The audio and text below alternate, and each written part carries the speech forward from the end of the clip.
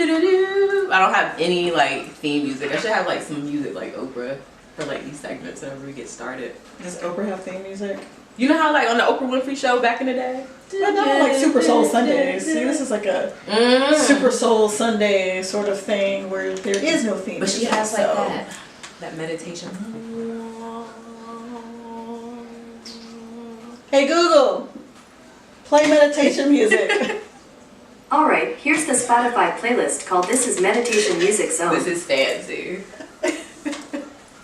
We don't have this technology at our house, so we don't know what it's like, but I am here for it. Do y'all hear that, people? And just like that, the mood is set. Look at it. Ask and you shall receive. It's like a genie. I don't know. Like Tabitha is magical. So, starting off with that magical moment, hello and welcome to our soul session, heart to heart vibes. I was like soul session, but heart to heart. Today I have the dopest, most wonderful spirits of spirits that I know. AKA my girl Tabitha Jenkins here. Thank you. Yay! Sorry, I am hyper Very nice and excited. As you can see, we have snacks, grapes, all the good stuff, man. So it's gonna be a great day. Today is a very special heart to heart. Again, reiterate, I have my girl Tab here, and we are talking about new year, but no new me. Right? Right. What does that mean? And everyone's like, new year, but no new me. And ultimately, if you really think about it, how many of us really carry out our goals throughout the year versus just setting those New Year's resolutions? And you know, Tab came up with the idea, so I'm going to let her kind of shed light on how we got inspired to do this topic. Hey Google, turn off. Because I just may get distracted without the meditation music, but and you might fall asleep. I probably will fall asleep. I'm very relaxed right now. I can tell you that. Exactly. I think I was thinking on this subject a little bit with this year, and it occurred to me that when you're browsing through Facebook and when you're going through all your social media and things like this, you hear a lot of topics that are saying, it's time for that new year, new me, and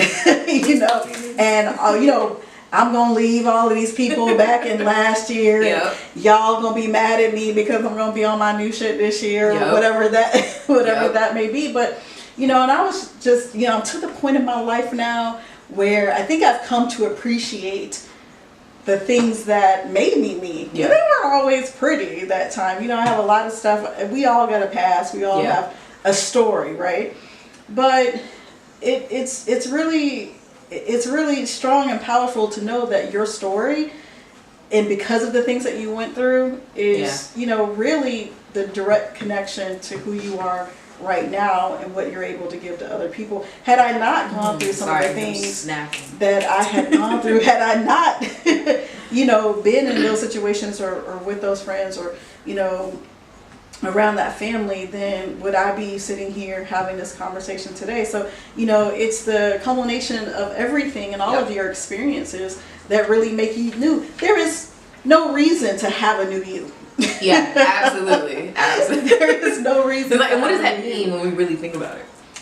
I mean, for me, I think it has a level of acceptance to it, and I need to, or I have learned to accept me and all of me and all of what that means.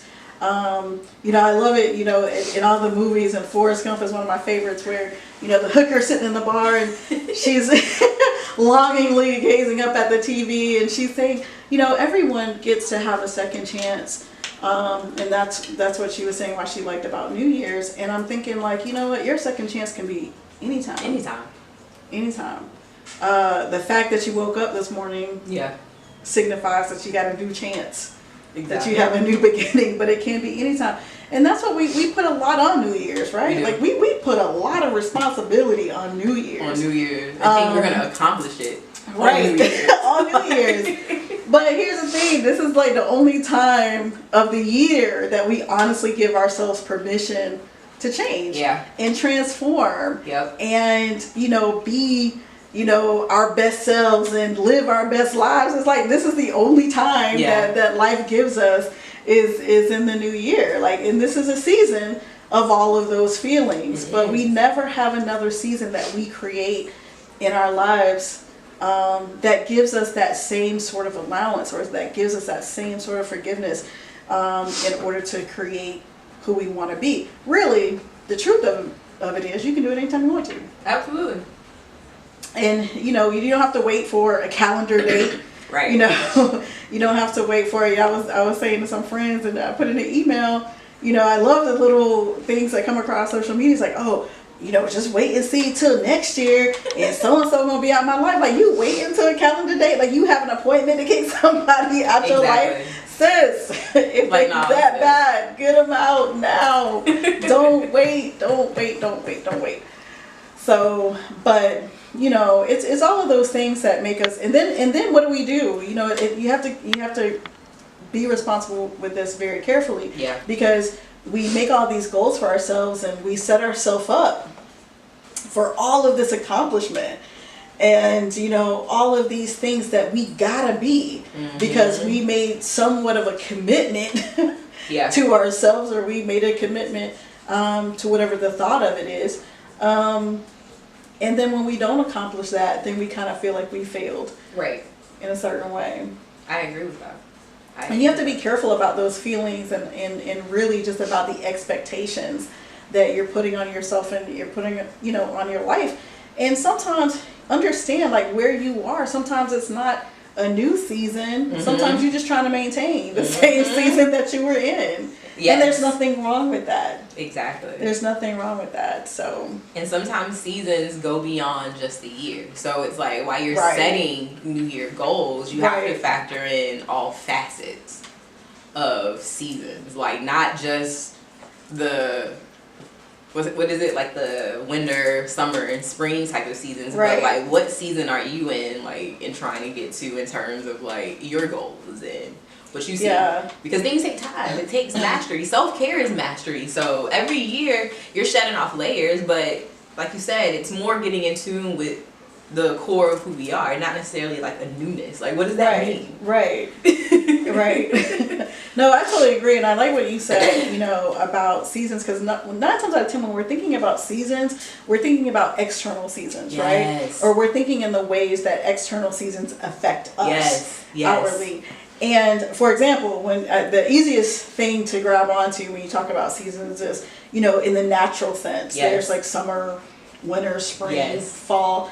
And then there's also, football season, baseball season. But again, they're all external, measures of something. Exactly.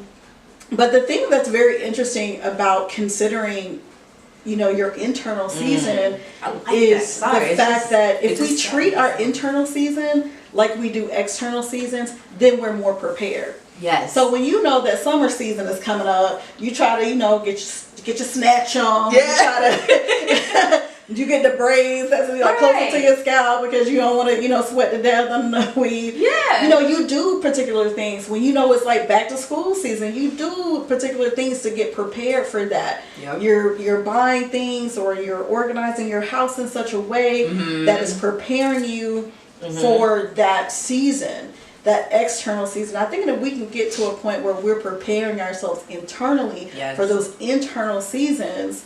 Everybody's like, oh, this your season, girl. This your season of change, or whatever else. But if I'm not getting ready for whatever that season is, then how am I preparing myself for that season? So it's good to be aware, but it's even better to be prepared. I guess that's what I'll say. Say that. About that. So. Internal seasons, guys. Yes. Where are you internally? Like, think about that for a moment. Like, what's your internal season? What's your current internal season when you think about that aspect of our lives? Like, it's winter, somewhat spring. If you're in Florida, it's like a diet summer. I don't know what goes on depending on the day. But internally, like, where are you? Like, where are you internally? What's your internal season? Like, what do you feel like you know? So I'm in a transitional season right now. Yeah. And so I am learning how to operate in the space of an author.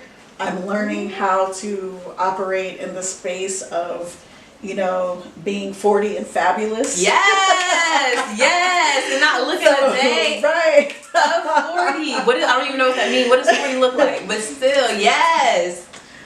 Skin just glowing. Glow, honey. Anyway. So, but yes, I'm in these transition seasons. My son is in college. This is new for both of us. Oh, the newness. So, but really being ready to pivot and being aware of what's going on in my surroundings and being in tune with that. So I don't get scared, because that's the thing about like things when they change, right? When it's and it's new. But yeah, so just me being aware of where I am, and what that means to me, and being 40. I know some people look at 40 and they're like, oh my gosh, that it's a milestone for some people, but for some people it's kind of like, your body is at design right now, and the rest is like downhill, and so you can look at things like that in that sense. So but being aware of where you are with it helps you be prepared to be your best at it. Amen to that. Shout out to internal seasons. Yes, internal seasons. Even the rough ones, because they all serve to be a lesson. So internal seasons mean also being able to go within yourself to explore yourself. Don't be afraid of that. Yeah, definitely. So yeah. There's a song by a group called The Birds, and I think the song was written in the 60s, and the lyrics are taken right out of Ephesians, and and I love that song, and I always have loved that song.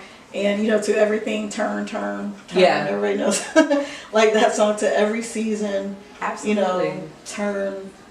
What's the name of that song? I think it's called Every Season, but I think it's subtitled Turn. And the reason that keeps repeating over and over is because it's a reminder that things are always changing. They're constantly changing. Yep. But I think if we think in terms of we don't think in terms of our life going through season to season to season. Yes. And even sometimes the seasons overlap. You know what I mean? Yep. It can be spring and you're still wearing a sweater or a jacket. Yeah. Sometimes it really overlaps in the space that you're in. But we don't necessarily tend to think of things like that. We think of things like annually and like what's going to happen this whole entire year. But we can break down all the other seasons within that year. Absolutely. But that's not how we process what's going on with ourselves. And just like that song says, just like Ephesians says, there's a time to laugh, there's a time to cry, there's a time to plant, there's a time to sow, there's a time to be with other people, and there's a time to be alone. And when we embrace those things, it's like, this is just my time for this. Absolutely. And this is just the season that I need for that. Yes. Sorry, you're speaking right to me. I just feel like I'm in that moment. I'm like, yes. But it is a constant reminder, and I think and if you are in a season like you said, where there's some hardship or there's some unease in those feelings, keep in mind that it'll change. Yep. When it turns, something better is coming. It's not always winter, right? You're not always hunkered down in the house, and we don't have snow here, but you're not always. It's not always the rainy season. Yeah. Things will turn around, and I think that's important to remember if you're going through some rough patches, and if you're going through a rough season, those rough seasons, will sharpen you. They will build you up. They will build character, and they will build wisdom in you if you operate in it correctly. Absolutely. I feel. And just think about even where we are today, and all the rough moments in the past that come to mind, and look where you are. We overcame that. So it's like you're gonna not overcome unless you decide that you don't want to overcome it. Right. So yeah, man. Trust those seasons. I'm a survivor of some stuff. That's a whole nother. That's a whole nother heart to heart. And to talk about that, that's what Heart to Heart is going to be about. We're going to dive into some of those spaces, because self-care is healing, and again, being committed to that work. I always reiterate that internal work and internal seasons, some of the hardest seasons is trying to be honest with yourselves about the deepest parts of us that we are afraid to face. You That's know, hard. it is hard. Or, you know, the things that, you know, I always talk about repression or suppressing because you get conditioned to just either bury it and forget about it, but it affects us in so many other ways. Right. So it's like all of that. So this is what Heart to Heart is about, having those healthy conversations, being in a space where you can purge that shit out, and just grow, like, because that's what we do. And it is about being truthful. Yeah. I think that's a great place to start whenever you Yes. endeavor on anything, is to be truthful. Even with your internal goals, setting those internal goals throughout the year. Or saying, I don't know how to do this. Yep. Or saying, I'm afraid. Saying, yeah, I've been abused. A lot of people don't like those titles and those monikers, and I get it. But really just to come, you know, into truth with what's really happened and where you've been. Mm-hmm. And not only that, but what you've overcome. Absolutely. I think it's just so powerful when you can get to a level of saying, you know what, I have been through some stuff, but I got through it. Mm-hmm. I got through it. So, you know, don't ever be afraid to like have those honest conversations and own all of that shit. Yeah. That shit. Yeah. I've made some stupid mistakes. Look, we all can laugh when we think about it. Yeah. Laugh now because I'm still alive. Thank you, Jesus. Woo. And I didn't have the luxury of everything being filmed and broadcast. That part. Shout out to that, actually. Yes, thank you. But yeah, I think, you know, just getting down to the nitty gritty. Yeah. And being like real honest. Absolutely. And really being able to, and I love that you have this platform, because it's not always hard. It's not always easy to talk about, in exposing that vulnerability with yourself and opening it up. But I do think that no matter what, if you have someone that you trust, if you have someone that, you know, really can walk inside of your heart and understand who is there about you and that you're safe with, you know, those are the people that you want to keep around and really take that journey with. You know, that won't judge you. And I like that you're creating a space of no judgment, just healing and just honesty. And just because like you said, it's hard. It's hard. But you know what I love about this space is just, you know, like you said, when you're ready and you're kind of ready to kind of shed light on those areas, or we're ready to shed light on those areas, you naturally start to attract the souls who are just as ready.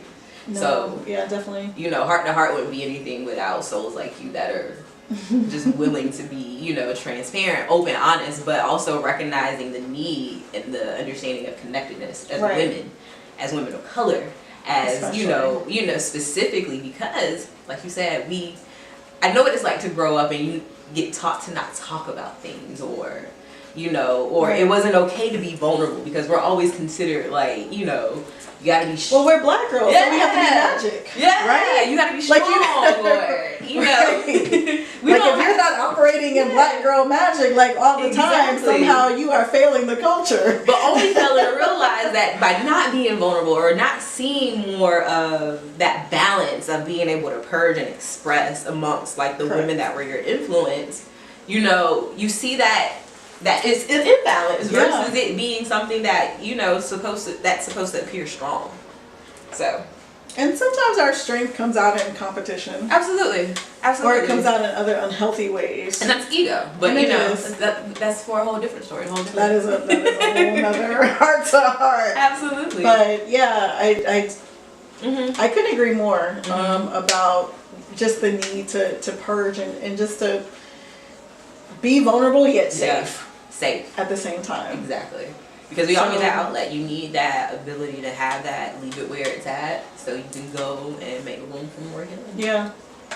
I agree. I feel, you know, I feel badly when I think about, you know, our grandmothers and the strong women who have come before us that had to endure so much more negativity. Absolutely. And even not just having a voice, just in the culture, in the homes that we grew up in, and still having to be strong like all the time.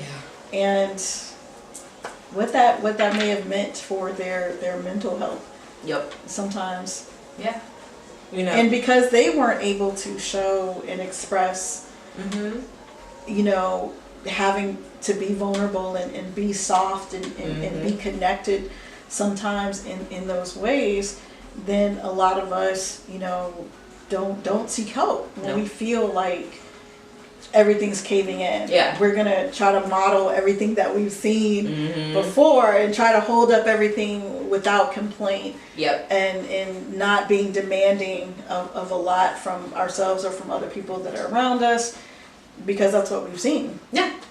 And that's not everybody, but it is a lot of people. A lot of us grew up, especially like I'm still a Gen Xer, so I know the millennial situation is a little bit different. But if I'm talking to any Gen Xers out there, that Big Mama Neum, Madea Neum, y'all know who. Exactly. You know, that's how they handled it. I mean, we didn't see them as not being strong. We saw them as being very strong, those women. But because of that, a lot of us feel like we have to be as strong and capable.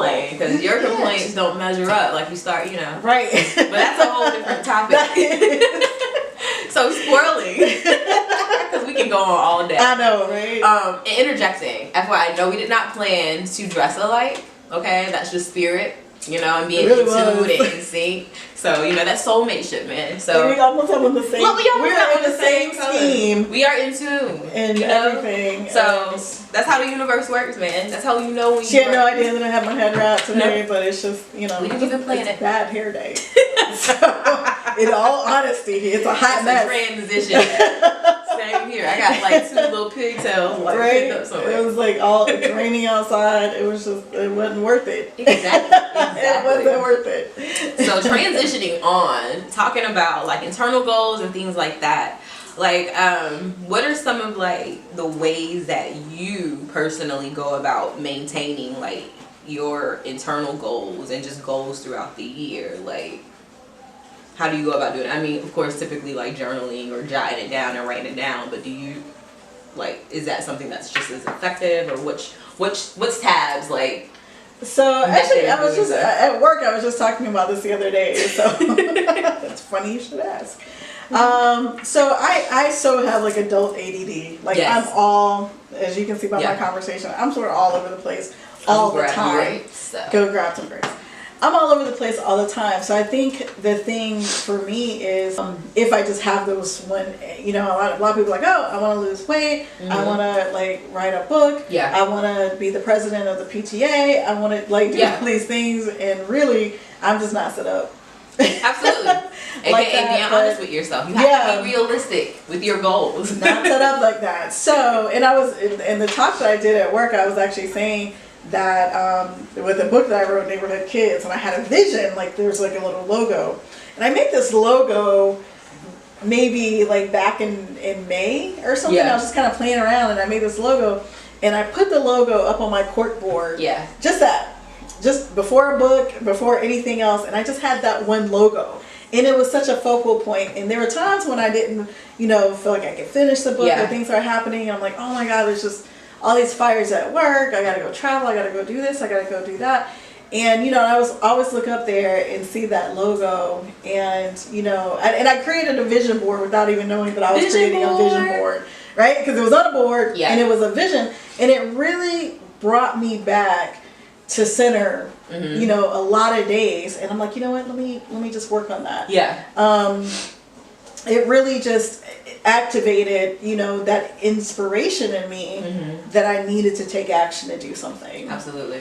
And that was, I think that was so important, like, you know, because I could see it. It meant something to me, and I could, you know, really start to manifest and really start to visualize like what it would look like if I actually finished that thing. And so I did make a vision board with more things on it, because I was just curious. I'm like, if that worked with that one thing, then what would it mean if I make a vision board with a lot of other things? So I did, and I feel like there's a overall theme even though it's really busy, because that's just how my mind works. Yeah, as it should. But I feel like when I look at each thing, it represents something to me, and I feel like there's about 3 things on there that overall that I want to achieve.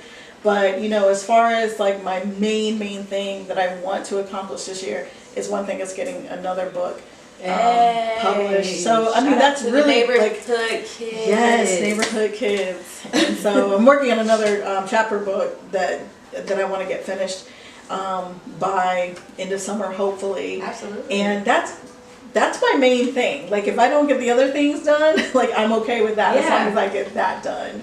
So, and that's really, for me, it's just, what's the thing that you want to do most? Yeah.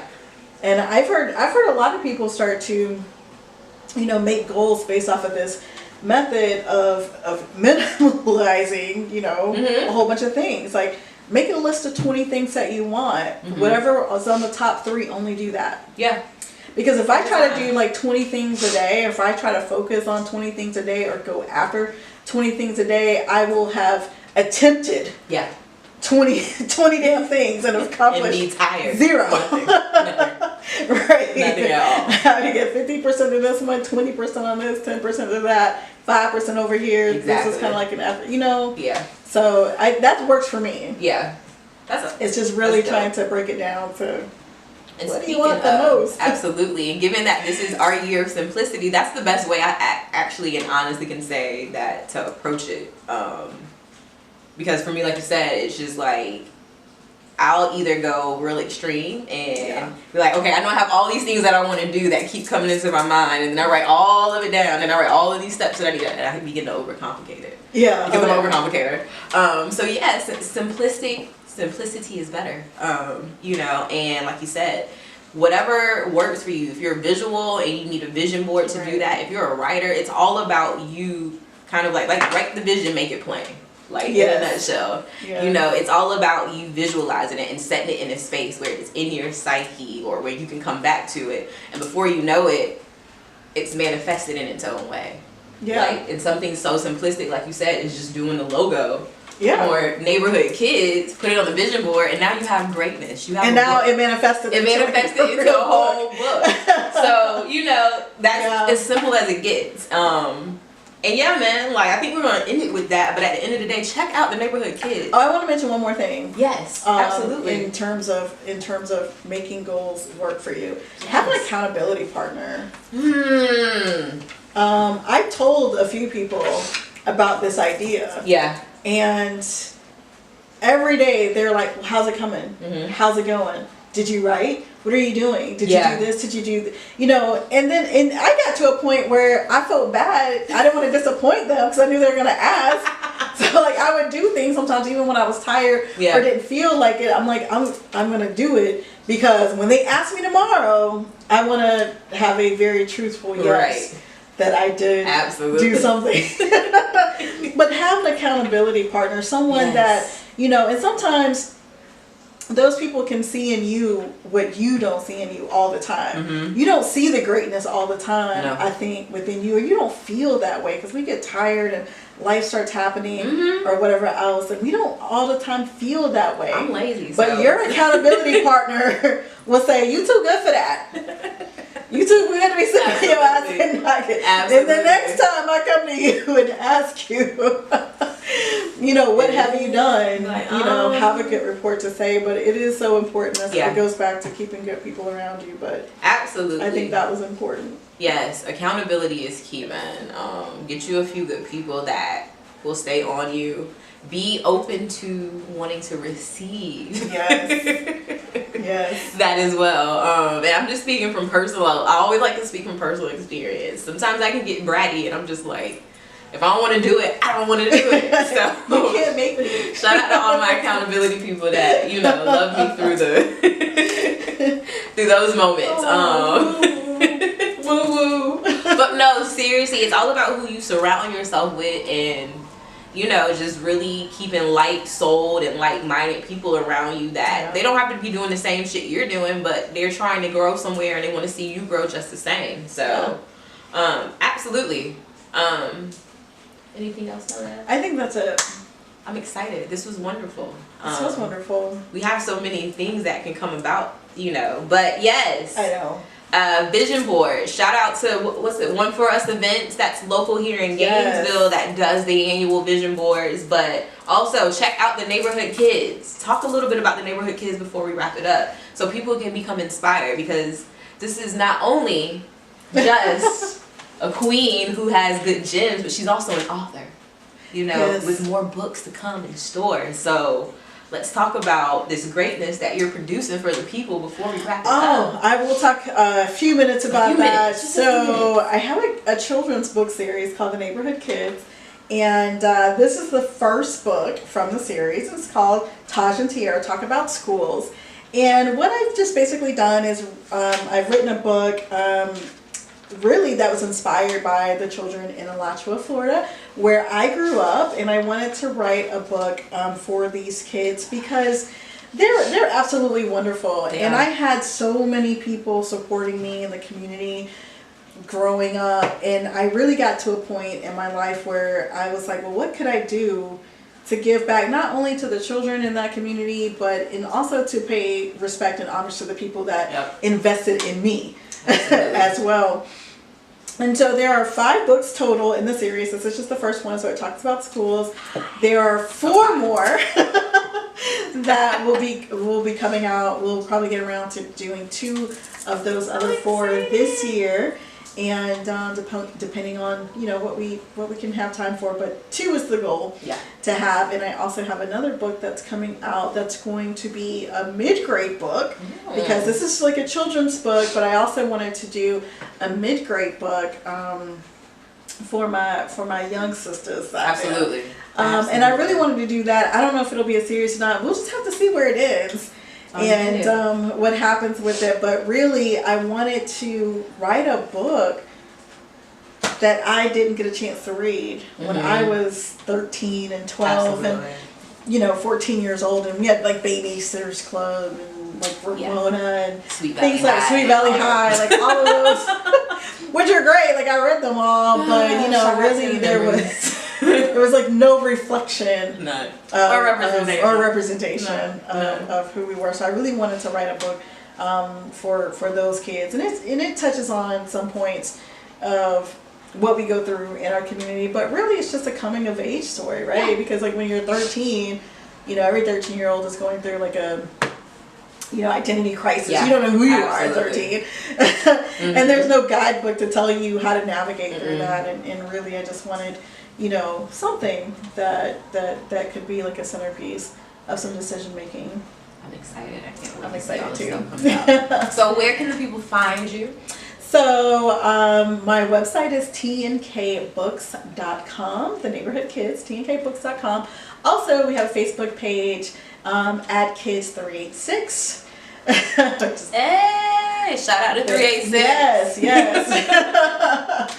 So you could find me there, get books from there, reach out to me. Absolutely. Say a few words if you will. That would be great. I'd love to hear from you. Awesome. Well, I am so blessed, and I appreciate you being in this You're space. A blessing. In this moment. But yeah, guys, so that will wrap up our Heart to Heart. Thank you. So again, remember, it's not always new year, new me. It could be new year, not new me. How are you maintaining those internal goals throughout the year, and not just affirming or claiming it once every year? So become inspired, find some accountability, write out and check yourself, and set intentions for each season of your internal life and just your life in general. Anything you want to end with? Be well, be blessed. Happy New Year, everyone. Love is law. Until next time, guys, take care.